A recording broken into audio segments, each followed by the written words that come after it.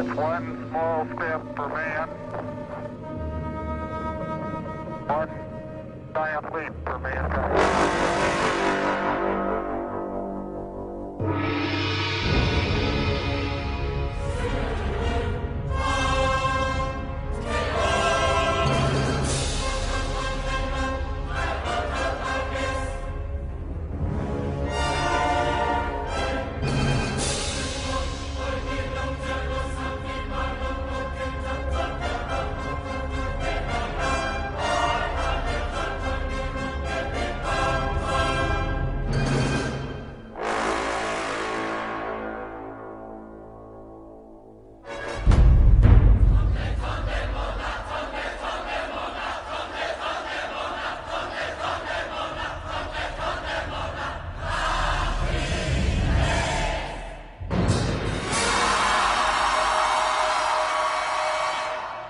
We have an unidentified flying object.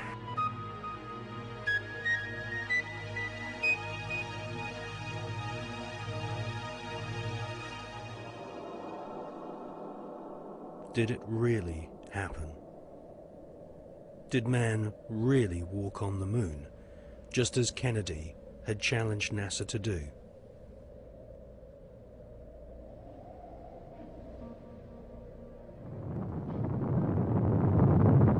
We choose to go to the moon in this decade and do the other things, not because they are easy, but because they are hard. The photos of Apollo 11 moon landing have been criticized as being too perfect and looking like they've been photographed inside a TV studio with spotlights. Bill Kaysing is an ex-Rocketdyne engineer who points out that there should be a blast crater underneath the lunar module, but there isn't. Award-winning filmmaker and photographer David Percy has written a book called Dark Moon, which shows that the famous Apollo 11 photographs were all shot using multiple light sources, something which can't happen if the astronauts were really on the moon.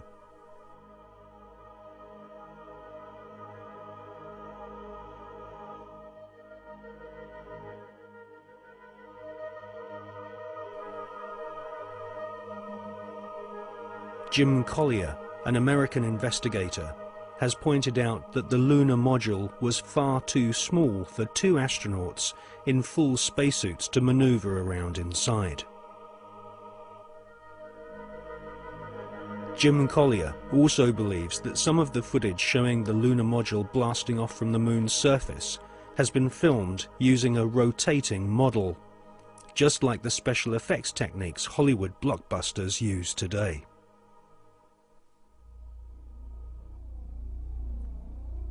Now, for the first time on film, we present new evidence which proves that at least some of the official NASA photographs taken on the lunar surface are definitely faked, or at the very least, heavily manipulated. Join us now on a quest for the truth to the moon.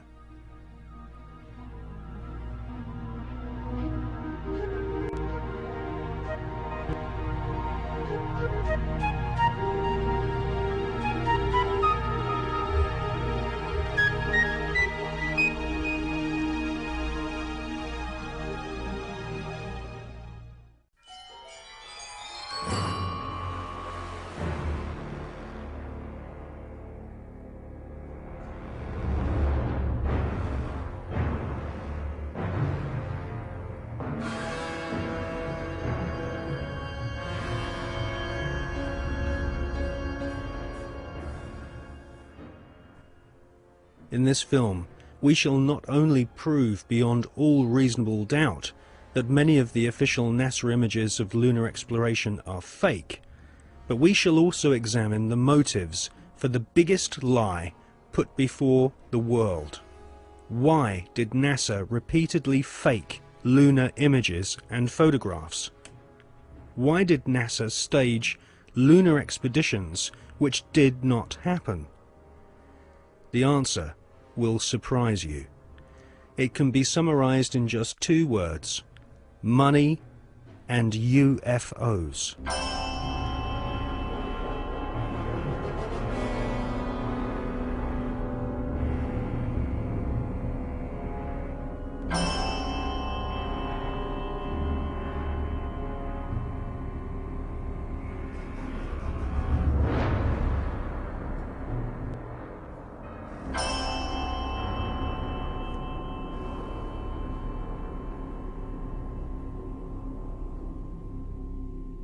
But before we look at the motives for lying on such a vast scale, let's look at where some NASA scientists came from.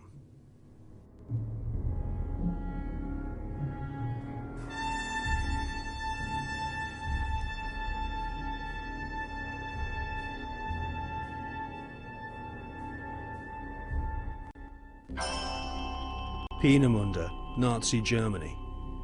For centuries, warmongering nations had been using primitive rockets as a weapon of war. China, Britain, and of course Hitler's Third Reich all used rockets to terrorize their enemies. Werner von Braun was an SS officer and rocket scientist.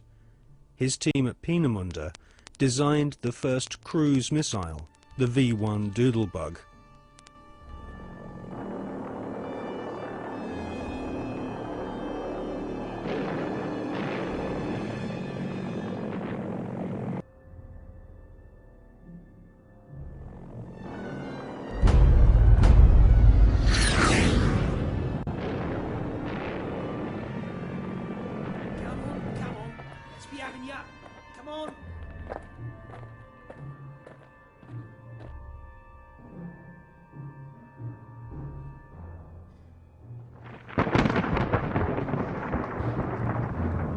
The V-2 rocket was the forerunner to the Saturn V rocket, which would supposedly take man to the moon.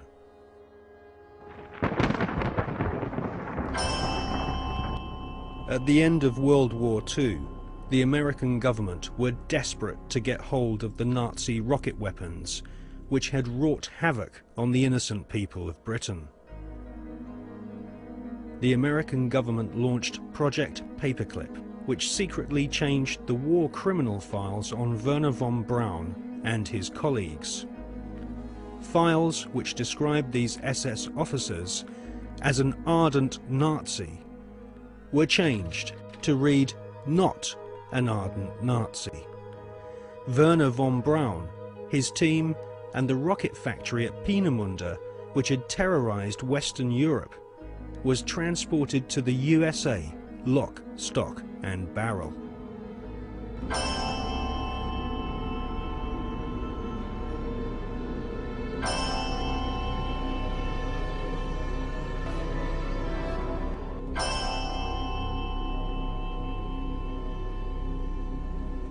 It soon became clear that the Nazis had a secret space program at Peenemünde and Nordhausen. The Haunebu craft utilized alternative propulsion systems such as Vril power, possibly back-engineered from recovered crashed flying saucers.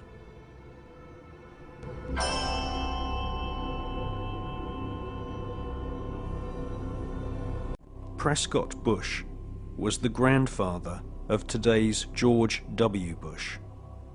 Whilst working with the Bank of America and the Jewish Warburg brothers in Wall Street, Prescott Bush helped arrange vast loans to the Third Reich. The Third Reich's space scientists used Jewish prisoners as slaves to build gigantic underground bases and manufacture the V-2 rocket, which would terrorize Europe during 1944 and 1945. At Nordhausen and other sites in Germany and Austria, Wernher von Braun and his team of Nazi SS engineers built vast laboratories and rocket factories. The interior of an entire mountain was excavated to accommodate a secret space facility which was no less than 1 million square feet. It was here, at Nordhausen, in top-secret underground bases, that a huge number of experimental rocket ships and circular flying discs were developed.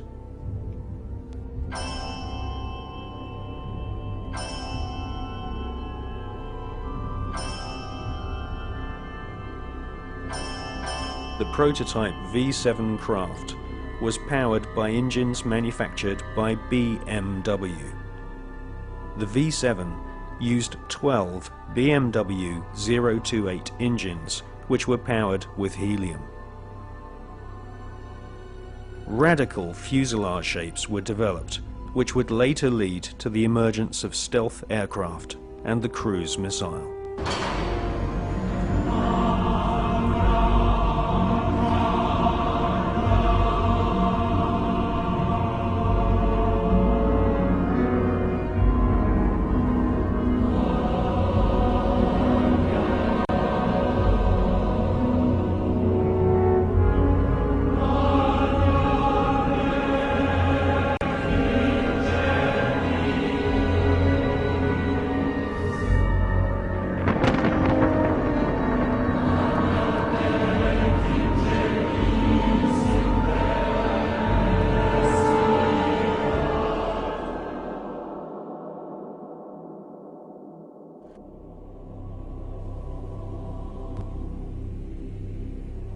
Wernher von Braun and his team closely studied photographs of UFOs which had been photographed in Germany, Austria, Switzerland, and Russia.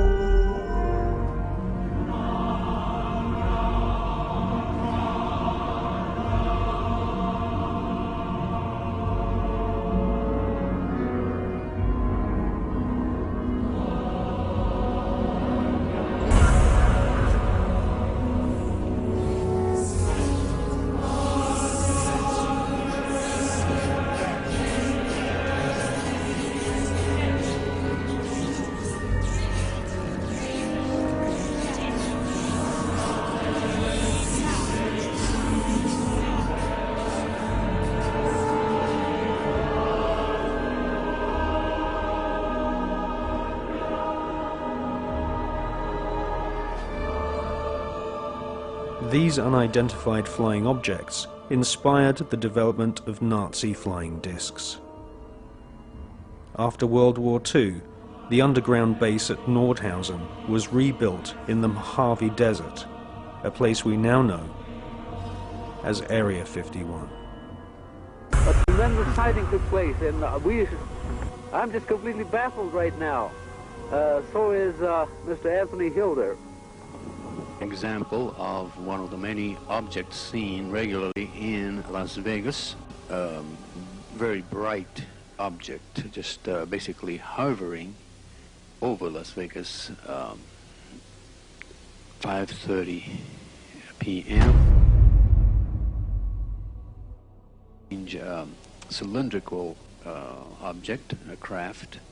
We believe it could be some kind of an observation platform.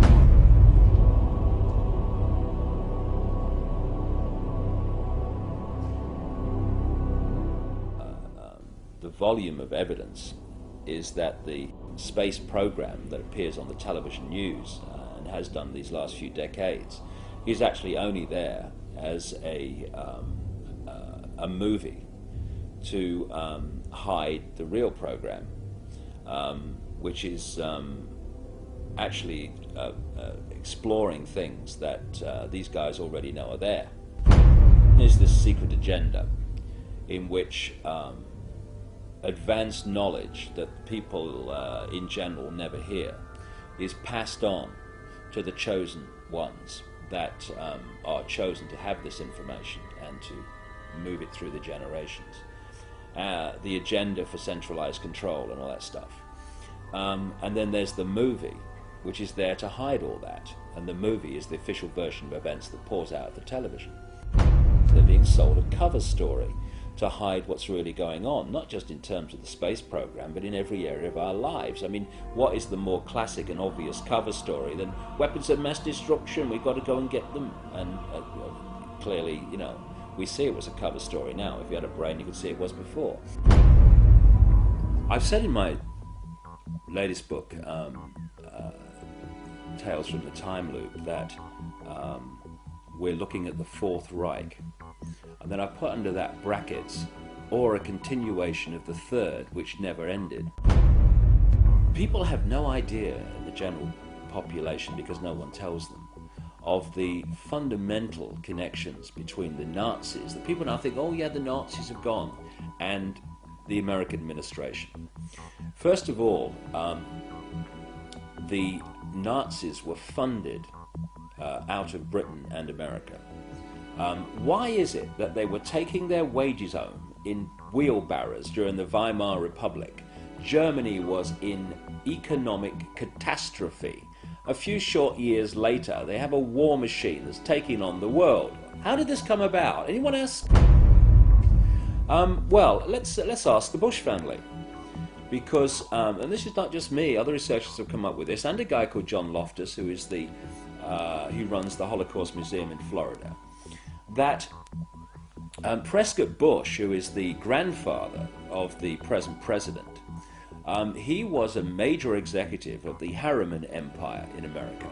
And they had a company called the Union Banking Corporation, the UBC, which interfaced with the banking and steel empire in Europe of a guy called Fritz Thyssen, who was named at places like the Nuremberg trial and elsewhere as a major funder of Adolf Hitler and the Nazis. And what Prescott Bush, who was the key executive in the Union Banking Corporation, was doing was funneling money and other resources through the UBC into Tyson's empire, and then it went to the Nazis, and that's where the war machine came from, also through the Bank of England. Only yesterday, every business, every profession was part of Hitler's system. The doctors, technicians, clockmakers, postmen. Practically every German was part of the Nazi network. They believe they were born to be masters, that we are inferiors, designed to be their slaves. A number of companies in which Prescott Bush was involved in were closed down during the Second World War under the Trading with the Enemies Act. William S. Farish, whose grandson is now Bush's ambassador to Britain, William S. Farish III, very close friend and horse interbreeder with the Queen of England. His grandfather, William S. Farish, was president of Standard Oil, the Rockefeller Oil Company, when it was exposed as supplying the Nazis with oil during the Second World War, while they were supposedly in conflict with America. So what you had then was this CIA, British intelligence operation called Project Paperclip, which was to get the Nazis, the major Nazis, with all and a lot that with tremendous knowledge that are not registered by history, out of Germany so they would be safe, and into South America and North America to continue this agenda up to the present day. And so this is why you have Nazi after Nazi turning up as founders of and creators of NASA and all these other institutions, the CIA, that appeared immediately after the Second World War. T-minus 2 minutes and counting, and the countdown continues to move along smoothly. Now in the terminal countdown portion, we're standing by now to begin pressurization of the fuel tank. The second stage fuel tank pressurized, third stage fuel tank pressurized. The countdown continuing to move along smoothly, T-minus 90 seconds. Now looking at the liquid hydrogen tanks as they become pressurized. LH2 aboard the second stage, pressure 17. Final guidance release. We'll expect engine ignition at 8.9 seconds. 10, 9, 8, 7, ignition. Started, all engines are started. We have ignition, 2, 1, 0. We have a liftoff. We have a liftoff. And it's lighting up the area. It looks like daylight here at Kennedy Space Center as the Saturn V is booting off the pad. It has now cleared the tower. Mission control reporting the launch vehicle maneuvering to the proper attitude. Everything looking good at this point.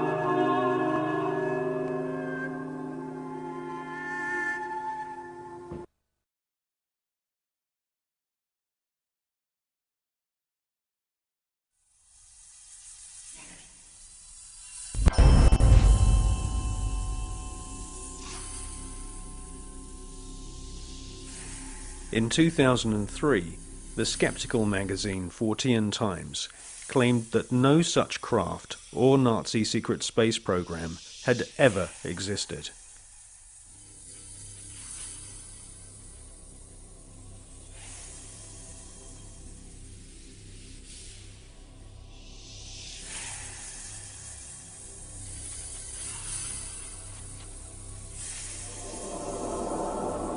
But we have been given patents from leading German manufacturing companies, including Juha, Krups and BMW, which prove beyond all reasonable doubt that Hitler considered the Nazi secret space program a top priority.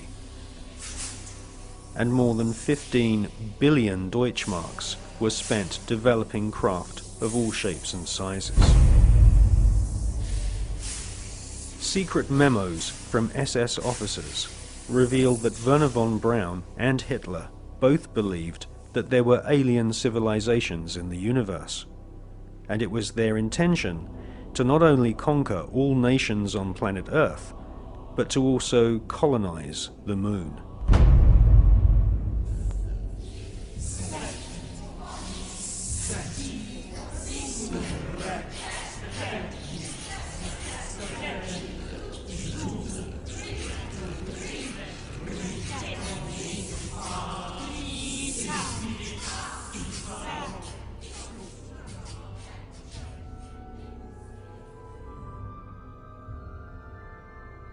Gentlemen, the conquest of outer space is the greatest technological challenge of the age in which we live.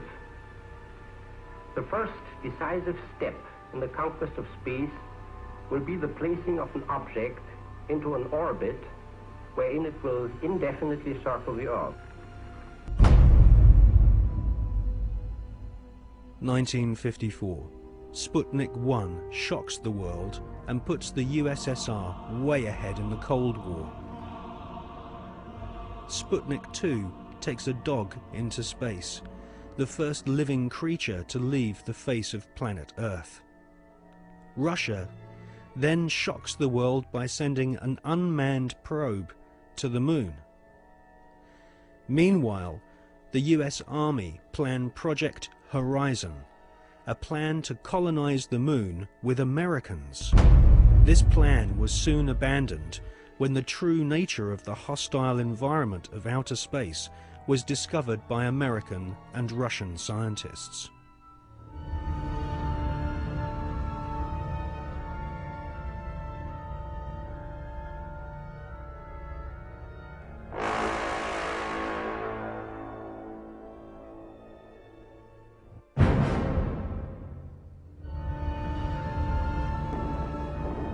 (1958). Spectacular rocket failures destroy American morale.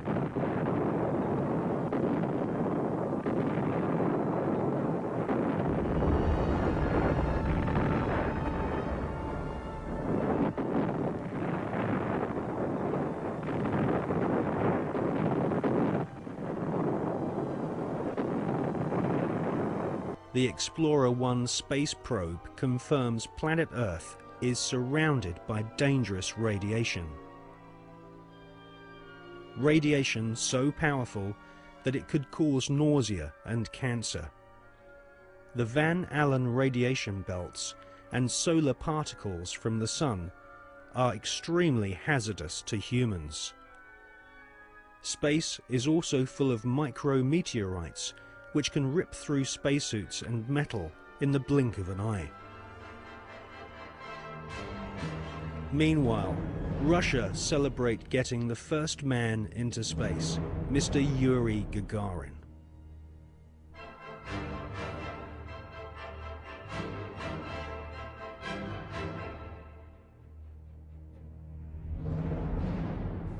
Well, there was already a parallel space program, and it had been continuing from even before the time that NASA was created in 1958. October 1958, NASA were incorporated by President Eisenhower.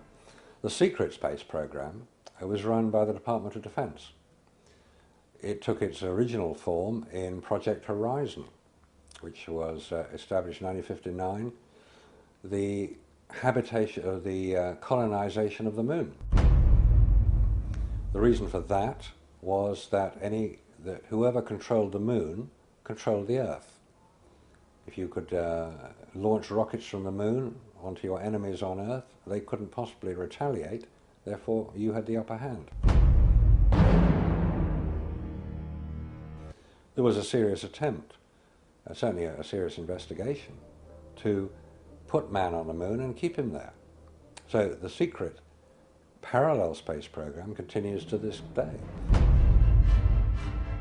There is a military space shuttle, and even the ones that we see from Columbia onwards are designed according to the specification of the Department of Defense.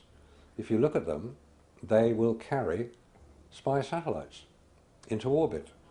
And if you want to know what a spy satellite looks like, the Hubble telescope is one. That is the design of what's called the KH-12, the keyhole satellites, which are used today over enemy territory, which is presumably any territory that is not American. Regardless of the dangers of radiation, and without having spacesuits nor spacecraft which can protect the occupants from radiation, NASA convinced the American people to pay $40 billion for the space program.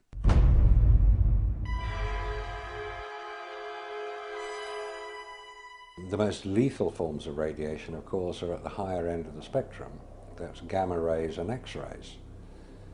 We know what ultraviolet can do. If you stay out too long in the sun, you get sunburn and skin cancer and die, and it's all very sad. But gamma rays, and X-rays especially, are particularly lethal to humans, unprotected humans. There was no protection that I have been able to identify. I've found no reference to it. I found nothing that will tell me what level of protection is offered, so I have to assume none was. I've contacted the manufacturers of the spacesuits, and they said there was no radiation protection built into the spacesuits, because I asked them if these same spacesuits could be used by technicians to go into Chernobyl or 3 Mile Island, because the nuclear reactors produce the same radiation as produced in space. They said no, not advisable, no protection. Ex-Nazis were now in charge of vast amounts of tax dollars. In today's value, the Nazis at the heart of the NASA space program were given more than $600 billion. All NASA had to do was announce a new space project, and the money was handed over so that the American government could save face in the Cold War. Alan Shepard and John Glenn were blasted into space using equipment which was still in the prototype stage.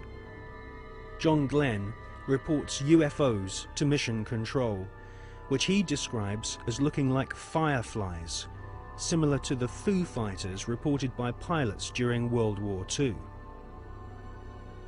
Wernher von Braun and Hermann Oberth were later to confess that they both believe alien life forms exist and may have already visited planet Earth in the past. NASA soon learned that we are not alone in the universe.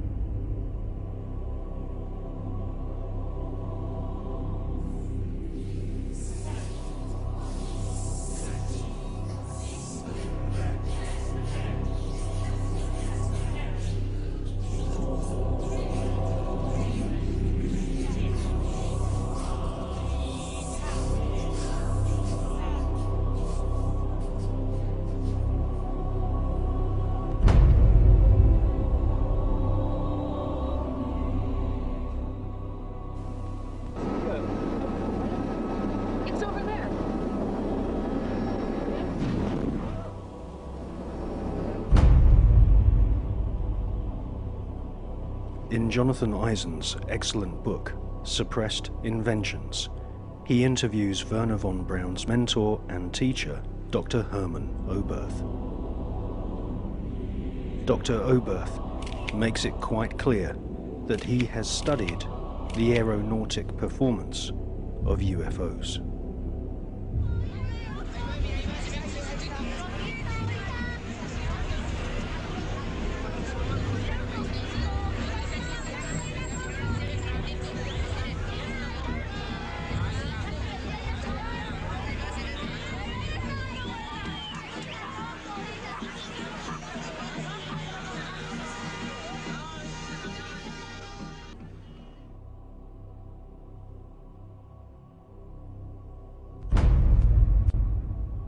In 1972, Dr. Hermann Oberth made the following statement. Today, we cannot produce machines that fly the same as UFOs do. They are flying by means of artificial fields of gravity. This would explain the sudden changes of directions.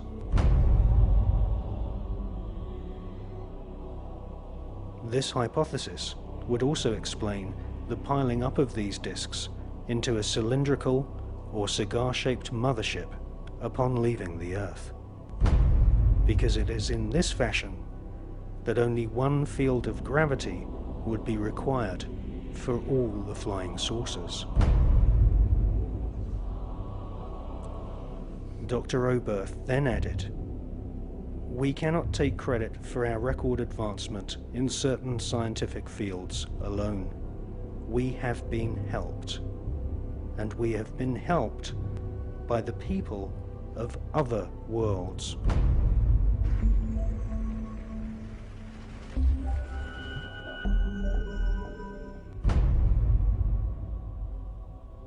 Dr. Hermann Oberth was the greatest pioneer of astronautics. Hermann Oberth made his statement in 1972. Almost 20 years later, in 1991, amateur footage of UFOs stacked up in a cylindrical formation was filmed in Mexico City.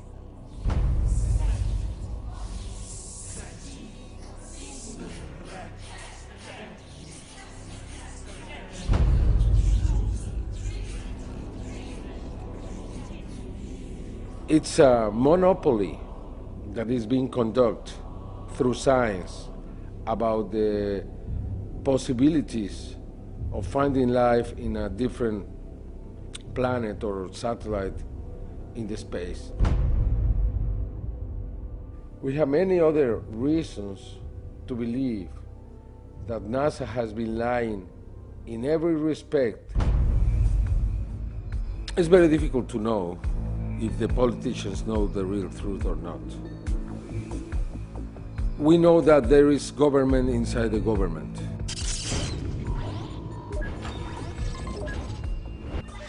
We know that there is military intelligence. We know that in America, after the Manhattan Project was created, that group subsists. And that group was the one who handled the Roswell crash, the Socorro crash, and others. Are you talking about Majestic 12? Yeah, probably it's a different name now. Now it's not Majestic 12, now it's something else. I am here to discuss the so-called flying saucers. The Air Force interest in this problem has been due to our feeling of an obligation to identify and analyze to the best of our ability anything in the air that may have the possibility of threat or menace to the United States. In pursuit of this obligation, since 1947, we have received and analyzed between 1,000 and 2,000 reports. It's very difficult to know if Bush and Blair and others are puppets, or they are innocent, or they are the mastermind. What we really know is that there are many who decide together what to do in any kind of situation.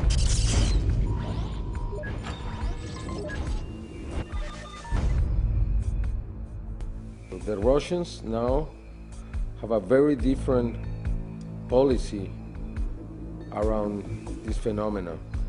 We have to remember that when Gorbachev met Reagan,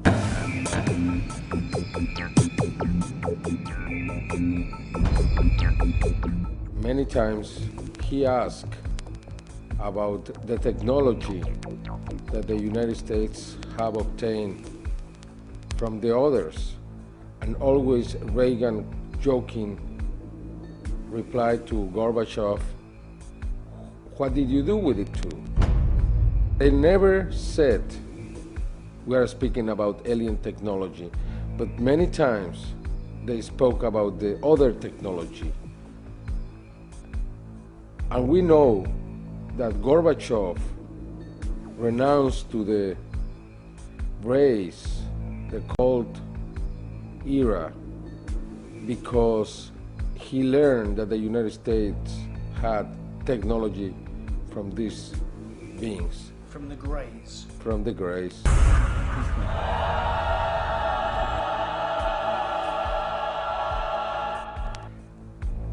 From then on, we saw many cosmonauts talking openly about what they saw.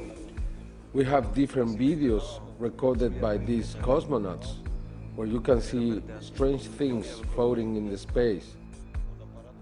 Non ho fatto in tempo a prendere la macchina fotografica o una videocamera perché è sparito da circa 7 secondi. А где вы летели? На какой части Земли? Newfoundland. Eravamo sopra il Newfoundland. Terra nuova. We have also something very important, which is a video taken inside the space agency in Russia, where you can see the Mir surrounded by dozens of bright objects. This is Mission Control Houston. We are using the payload bay cameras right now to hopefully catch a glimpse of the Russian space station Mir as it performs an on-orbit burn. The payload bay cameras are positioned such that they're looking straight back behind the orbiter, where the Mir is flying at about 850 nautical miles behind us.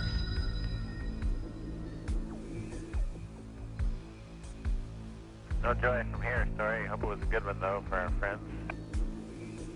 Thank you, sir. We could not see it here either. We'll wait 2 or 3 more minutes till sunrise, and then at that time give you a go for KU stow. We're at a mission lapse time of 7 days, 13 hours, and 17 minutes. This is Mission Control Houston.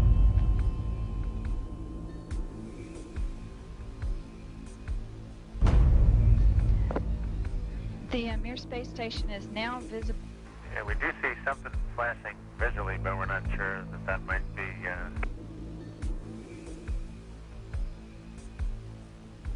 This shot was obtained by the shuttle, by the Americans. NASA never released that piece of video. It means that we have 2 different positions. One that is openly saying, yes, we have experience out in the space. That's the Russians. The Russians.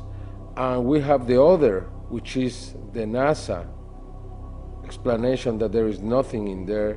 They don't release anything. We have to obtain every evidence from an outside source, but not from NASA.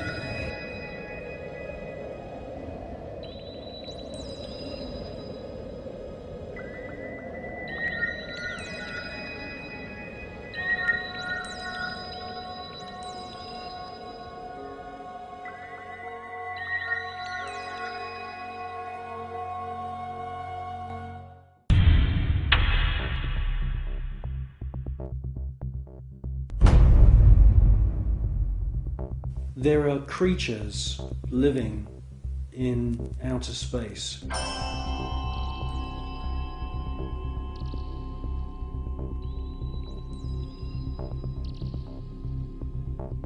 And I'm the first one to realize how crazy that sounds. Scientists would immediately say, well, that's impossible. There's ultraviolet radiation in space. Without having a craft around you, you'll die. Well, all I can say is that these, I call them space serpents, they do exist.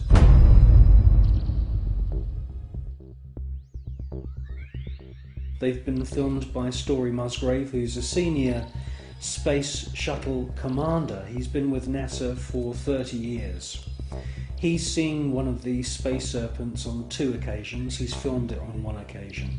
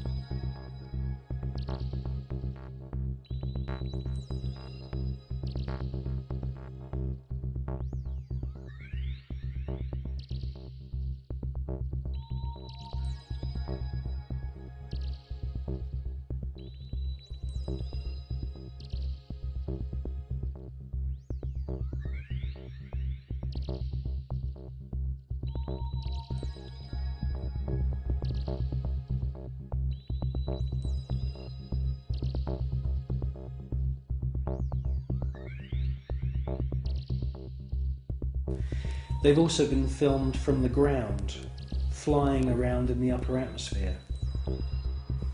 Now, quite frankly, we don't know anything about the life cycle of these creatures, but they do fit in with the descriptions of other kinds of critters, other strange looking creatures that astronauts from the very early days of NASA have reported.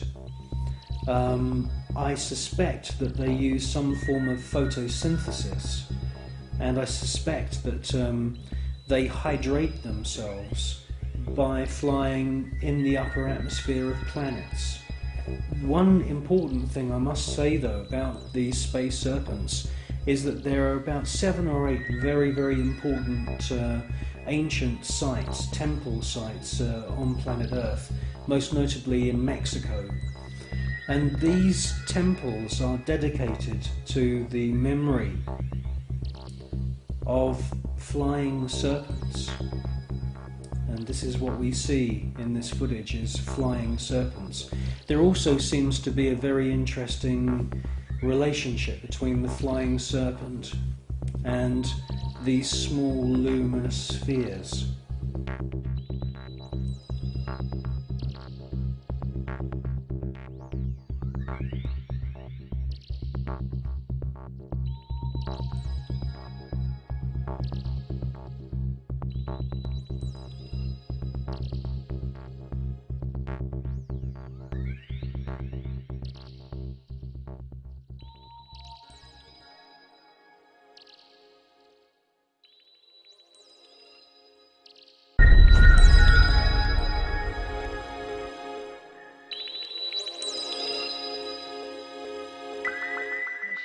Houston, we are using the payload bay cameras right now to hopefully catch a glimpse of the Russian space station Mir as it performs an on-orbit burn.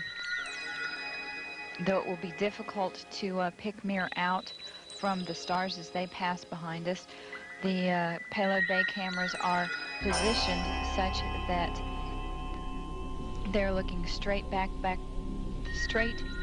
behind the orbiter, where the Mir is flying at about 850 nautical miles behind us. Well, obviously this is a massive faux pas that this piece of footage was accidentally broadcast. The person who's passed me this piece of footage is now dead. The footage that we see, mostly of UFOs, has been filmed with image intensifying equipment.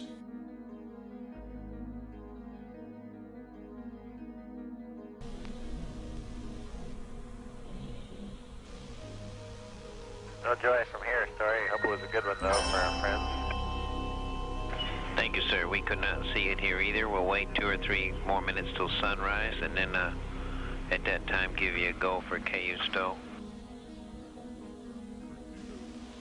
We're at a mission elapsed time of 7 days, 13 hours, and 17 minutes. This is Mission Control, Houston.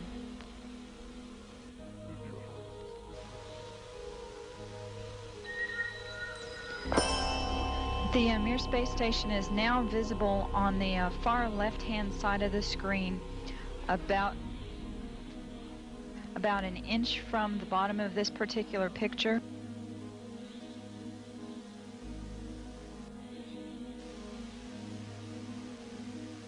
Okay, the Mir space station is the small flashing light in the center, about an inch from Camera Charlie on a monitor. the left-hand side of the screen. It's slowly... Charlie Hill on the camera. It is slowly moving closer to the left-hand side and is has a very light flashing to it. We think on the middle of the screen, way to the left-hand side.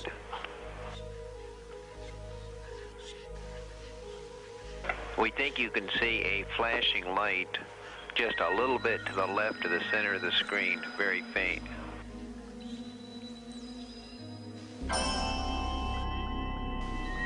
Yeah, we do see something flashing visually, but we're not sure that might be...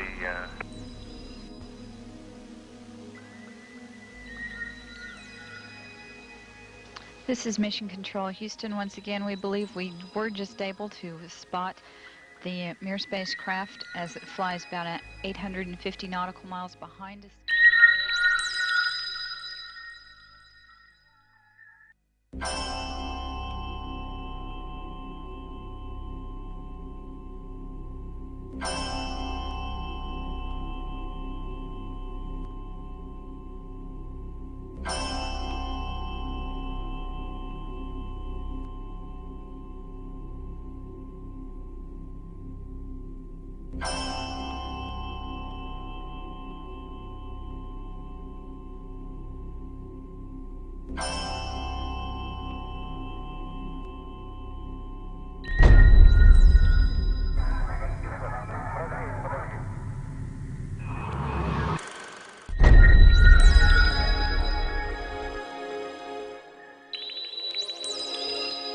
Yes, STS-80 was a very, very strange space shuttle mission.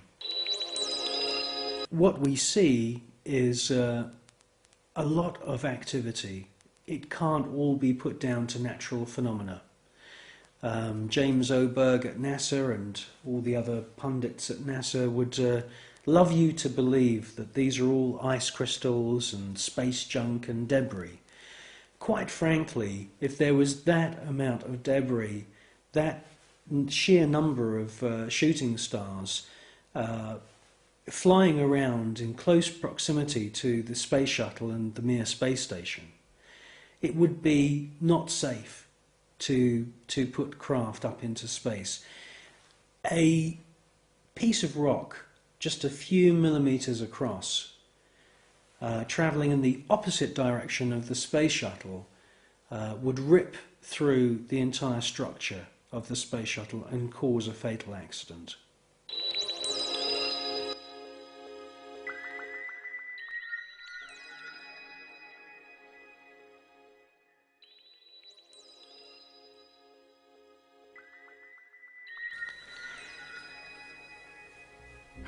Well, people always say to me, you know, if there's extraterrestrials and if there's UFOs, why don't they make themselves known to us publicly?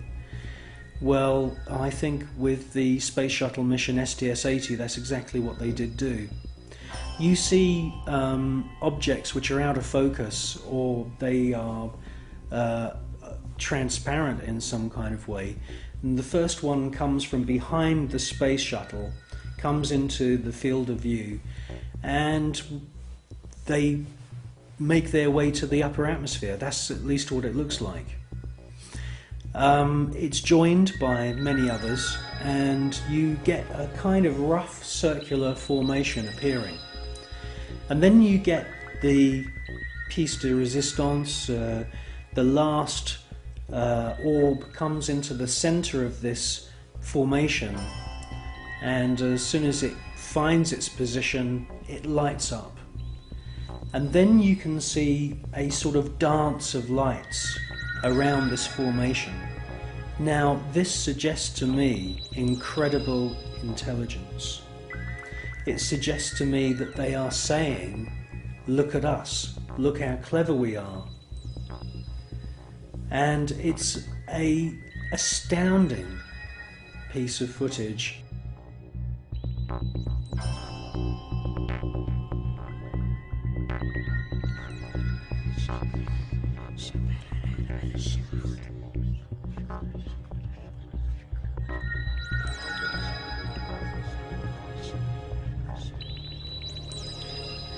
These extraterrestrial craft are attracted to thunderstorms, and many times we see lightning on the surface of the planet or in the atmosphere of planet Earth.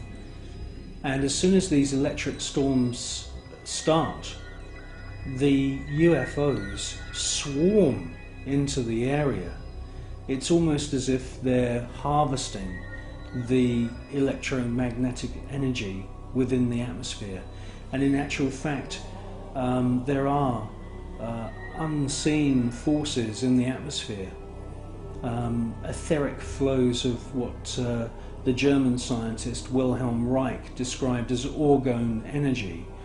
And it could be possible that these UFOs are sucking energy from these electric thunderstorms on planet Earth, and this is where they're getting their energy from. You should concentrate on the first object that appears, and you will see that it holds its position. Many TV stations have actually broadcast this STS-80 footage, but they only show you the few seconds of the large glowing orb coming from the lower atmosphere.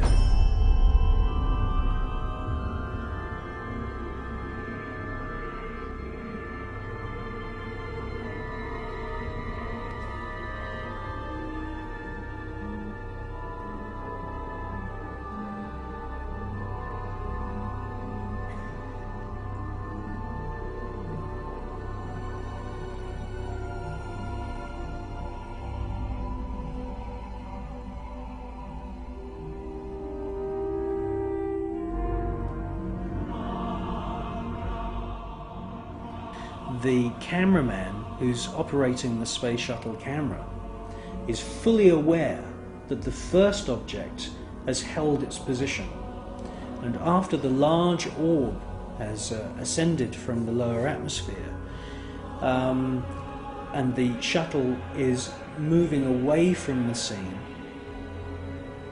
the cameraman is actually zooming in at the end of the sequence to double check the position of the first luminous orb, and it's a fascinating piece of video.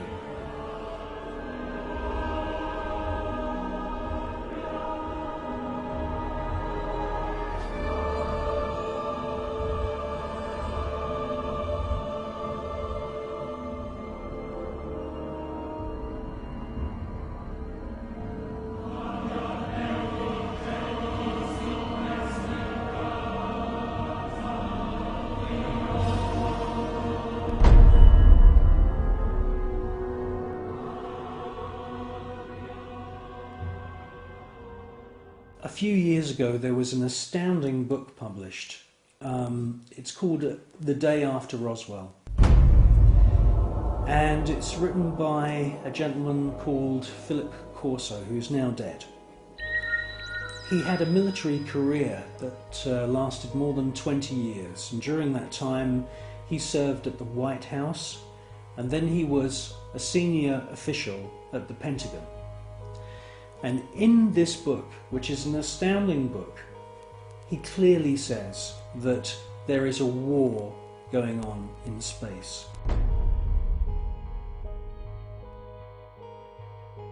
In other words, NASA and the American military have designed weapons. He says in his book that some of the weapons are based on patents of the genius inventor Nikola Tesla. Philip Corso tells us that there are plasma beam weapons being used against these UFOs, and that sometimes these UFOs are hit.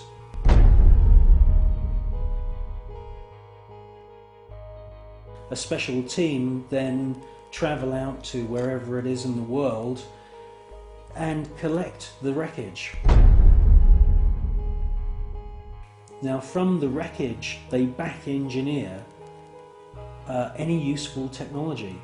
In his book, he clearly states that microchips, semiconductors, fiber optics, lasers, many other new metal alloys have all been back engineered from wreckage which they've collected from UFOs which have been shot down by the American government.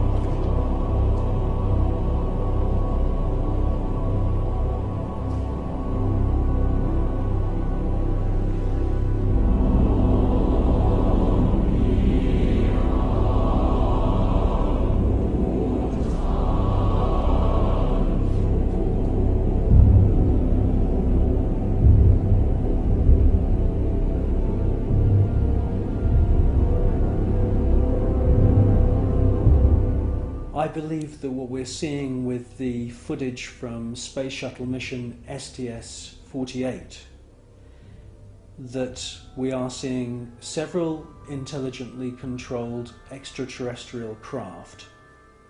And yes, I do believe that the flashes are the firing of some very, very top secret weapon which is able to produce an electronic or electromagnetic plasma kind of death ray that is being used against these UFOs. I do believe that that is exactly what we're seeing.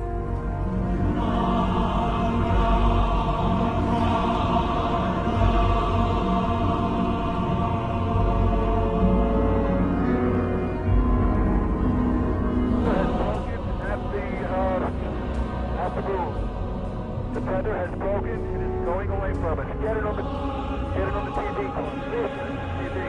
The tether has broken. Copy. Space Shuttle mission STS-75, the tether incident. A lot has been said about this incident. Personally, I feel that most of the objects that you see are actual individual parts of the tether, just floating around in space, and that they're out of focus. It's a fascinating piece of footage, and I wouldn't be surprised if there weren't, quite a few UFOs coming into the scene to check out our technology, just as the same as they've done many times before.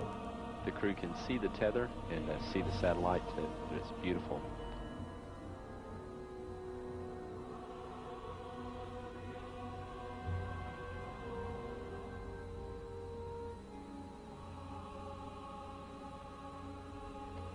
This view showing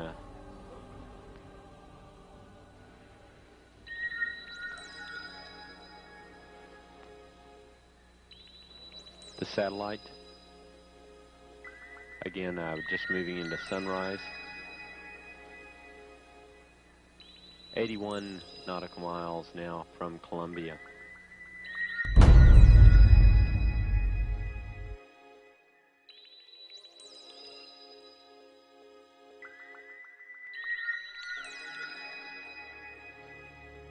You clearly hear one of the astronauts being told there's an object at your 11 o'clock position. It's about your 10 o'clock, 11 o'clock going away. Don't worry about it. And the other astronaut, who's obviously in the know, says don't worry about it. Out there. I'm not sure what you're talking about. I suspect that the senior astronauts, the astronauts who've been up more than just once, are fully aware that there is a very large number of unexplainable objects flying around. Never mind.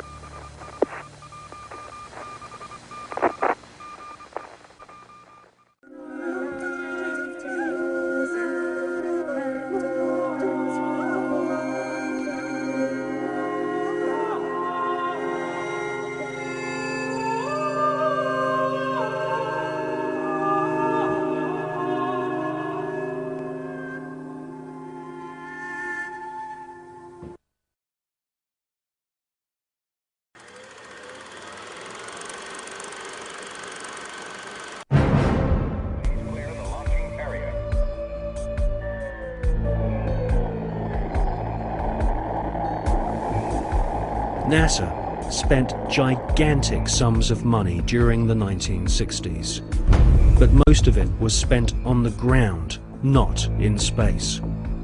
Huge American corporations, many of which were manufacturing hardware for the military, made gigantic profits designing space vehicles and, more importantly, life-sized models of spaceships, and even huge stage sets resembling the lunar surface. Someone in NASA had realized that after taking billions of dollars from the American people, if they couldn't make it to the moon, they would fake it to the moon. Obviously, if you're going to somewhere that nobody has been before, you need to have a simulator which recreates that environment as closely as you can.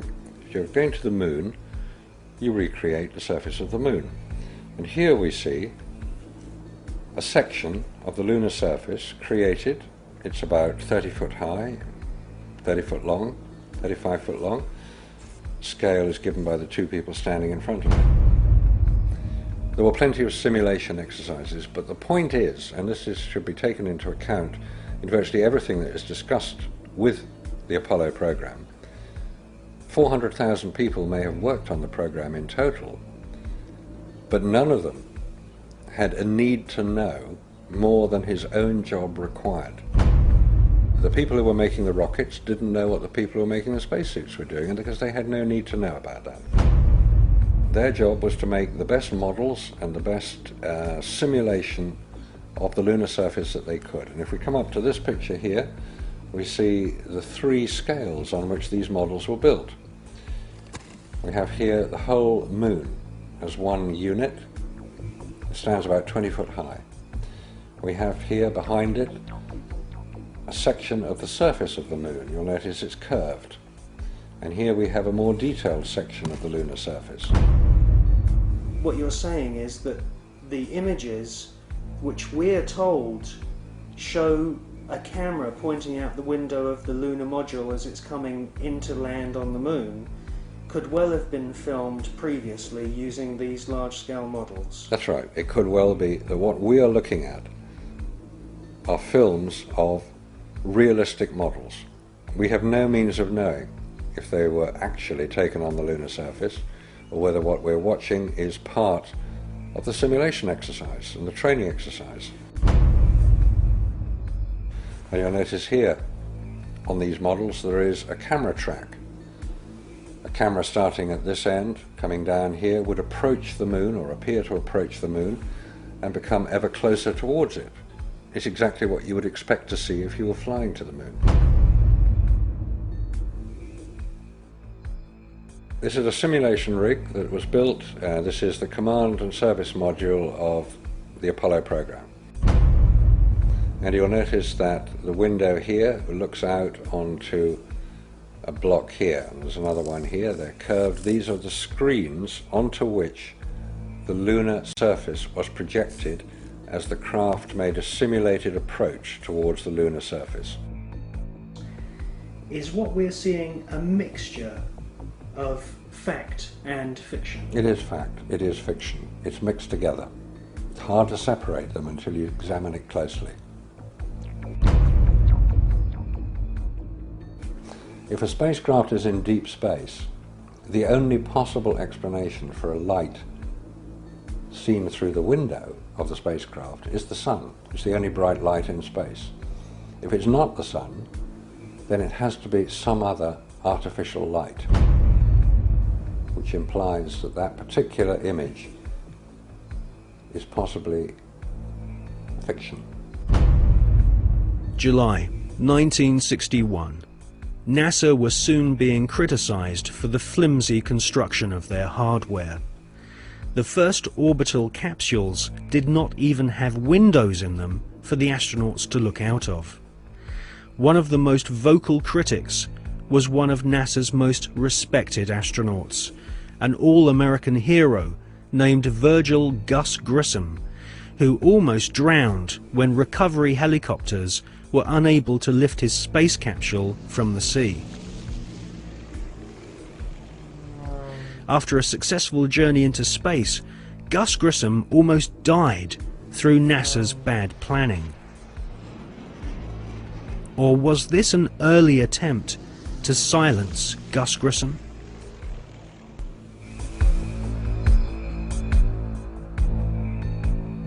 May 1963.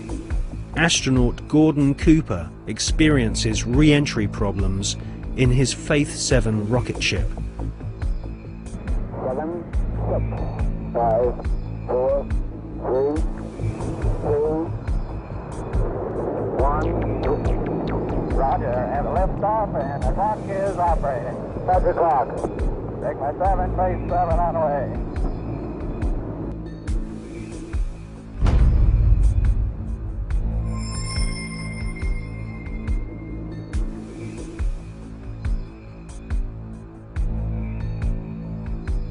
The prototype lunar module, known as the LIM, had serious stability problems.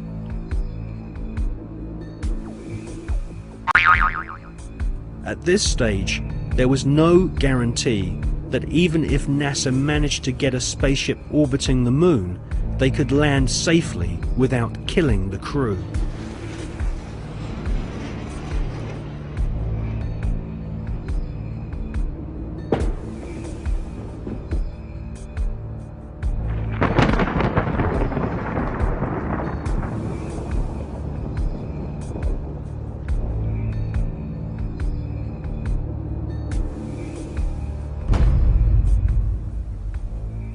Could the footage which we see of the LIM approaching the moon be filmed in a TV studio?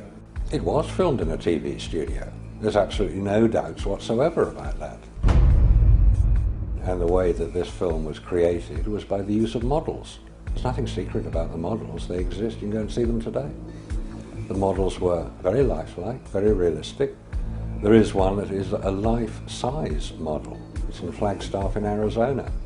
It's 2 miles long, and it's an exact replica of the Sea of Tranquility.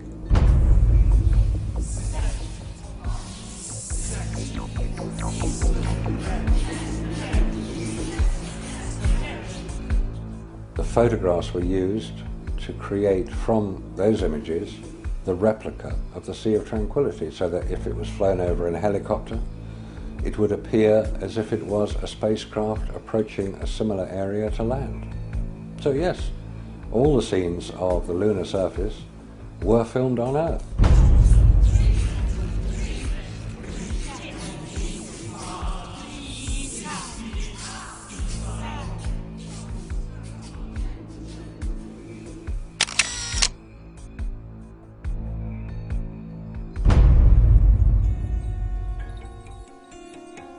June 1965.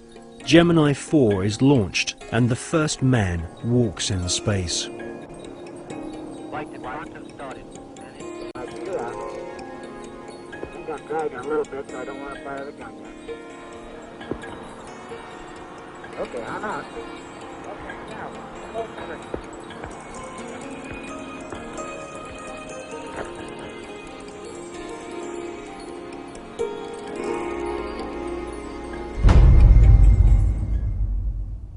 Extensive rehearsals at docking spacecraft were performed in low Earth orbit. Everything was recorded on film. This footage would later become invaluable as NASA sought to fake the success of the Apollo missions. Meanwhile, more problems occurred. On Gemini 9, the second spacewalk had to be cut short due to problems with the astronauts' oxygen supply. On Gemini 11, another attempt to walk in space was curtailed due to fatigue. Was this a sign that cosmic radiation caused nausea and fatigue?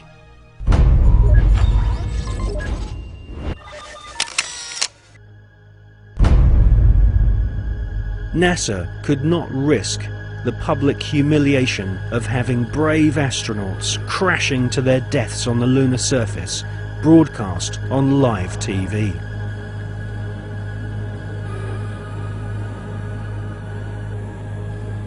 NASA's Nazis knew that a major catastrophic failure on the moon would cause the billions of dollars of funding to be immediately cut. Anyone with the most elementary grasp of science could tell that the Saturn V rockets were merely big versions of the Nazis' V-2 killing machines.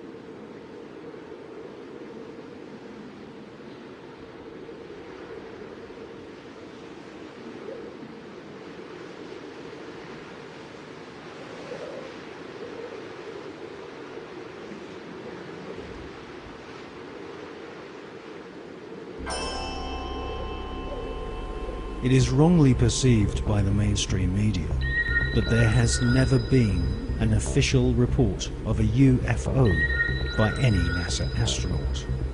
This is simply not so. since the early experimental orbital craft were developed by ex-Nazi SS officers on behalf of NASA, American astronauts have continually reported strange UFOs. In many cases, photographs and even film was shot of these mysterious, unidentified flying objects. During his pioneering orbital flights in the Gemini 7 capsule, NASA astronaut Jim Lovell clearly alerted Mission Control of a bogey at 10 o'clock high. Capcom at Houston asked James Lovell if he had an actual sighting of a UFO. Lovell answered, "We have several, an actual sighting." Gemini 7 here, Houston, on your 8. That's clear. 7, go ahead. Hey, bogey at 10 o'clock high. This is Houston. Say again, 7. We have a bogey at 10 o'clock high. Roger.